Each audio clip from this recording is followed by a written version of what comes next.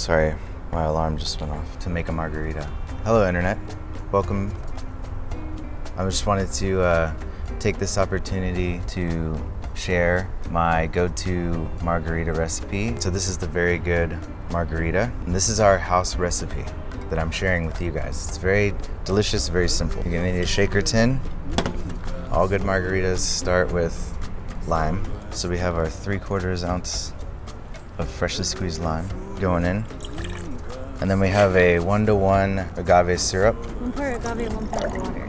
And then lastly, we're gonna want a nice 100% blue agave tequila, and we're gonna do 2 ounces of that. I like a Blanco, but you could go Reposado here, add a nice little something extra to it, but I like mine nice and fresh. And then here, this is an important part, orange bitters. So instead of having to get an expensive bottle of Curacao, we're gonna keep that classic orange flavor in a margarita by putting just, a couple dashes of orange bitters. It adds. So we got our margarita built. Of course, margarita is not a margarita without a nice salt rim. So you gotta take your used lime. You can save these and make stuff with it. Just do a nice half rim here and maybe just a little pinch inside. Salt really brings out the flavors of everything. So put some ice here, a nice big chunk. Get in there. Put some ice in our glass here. Some good stuff. You give it a nice hard shake.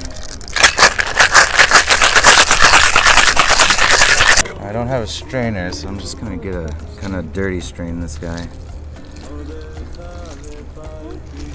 Oh yeah, looks like we ended up with a little extra. A nice little taqueria style wedge on there. Bye-bye. That is the very simple, very delicious, very good margarita. Let's see how we did. Oh my god. It's like one of the best drinks of all time. This is such a good margarita. It's just pure.